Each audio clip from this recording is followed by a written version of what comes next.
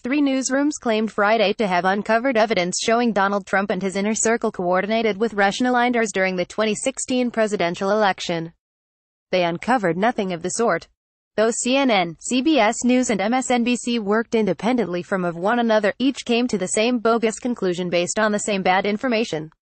Their reports claimed the 2016 GOP nominee, his son Donald Trump Jr., and various campaign advisors received an email on Sept. 4, 2016, offering them advance access to an impending WikiLeaks dump of emails stolen from Democratic National Committee staffers and Hillary Clinton's campaign chairman, John Podesta.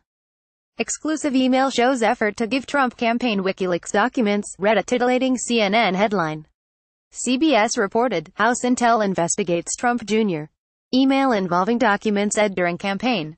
MSNBC intelligence and national security correspondent Ken Dilanian reported separately that he, too, confirmed through two sources that Russian-linked operatives had approached the Trump team in 2016 with access to a looming email dump. There's just one slight problem with these stories. The email upon which these reports hinged was sent on September 14, not Sept. 4, meaning Trump and his people were merely pointed to a trove of already public DNC documents. Note the date of this WikiLeaks tweet now. Note the date of the email referenced by CNN, MSNBC and CBS, a copy of which was obtained by the Washington Examiner. The difference between Sept. 4 and September 14 is difference between someone flagging already public information and someone quietly slipping the GOP nominee and his team advance access to correspondences. It's the difference between a story suggesting Trump and his team had an inside man for the DNCS and a story suggesting the Trumps receive a lot of crank emails. What a colossal fuck-up, one CNN reporter told the Examiner Friday in response to the story's unraveling. So what went wrong? Let's look at the email cited by the three newsrooms. The September 14 email was uncovered by the House Intelligence Committee, which is investigating Russia's alleged meddling in the 2016 election.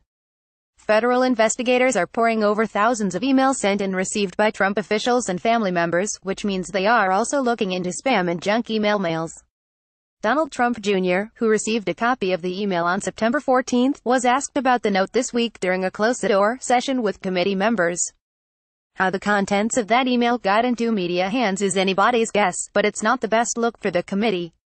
Now, regarding the bogus CNN report, its authors, Manu Raju and Jeremy Erb, claimed the email had been described by multiple sources and verified by Trump Jr.'s attorney. CBS also cited two sources, did CNN. The Post and The Wall Street Journal, both of which acquired a copy of the September 14 email, handled the story a little differently. Where MSNBC, CNN and CBS saw major, The Post and the WSJ saw an email lacking in credibility. The Journal's Rebecca Bullhouse, for example, noted Friday that there were serious problems with the note. The Sept. 14 email to Trump campaign advertising WikiLeaks emails promoted publicly available info, was riddled with typos and came from a Trump backer who had given $40 to the campaign months earlier, per email viewed by a WSJ, she tweeted. CNN, MSNBC and CBS have since walked back their erroneous reports. CNN's initial reporting of the date on an email sent to members of the Trump campaign about WikiLeaks documents, which was confirmed by two sources to CNN, was incorrect, a network spokesperson said. Perhaps it's a little thing, but two sources seems a long way away from the article's original claim that the email was described by multiple sources and verified by Trump Jr.'s attorney. CBS, for its part, added an editor's note Friday that reads, an earlier version of this story incorrectly stated the email was dated September 4, 2016, instead of Sept. 14, 2016. The information was erroneously confirmed by a source, who subsequently sent the actual email to CBS News confirming the Sept.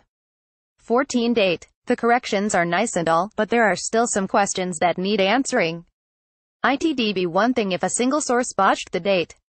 It'd be one thing if CNN was the only media outlet to run this story.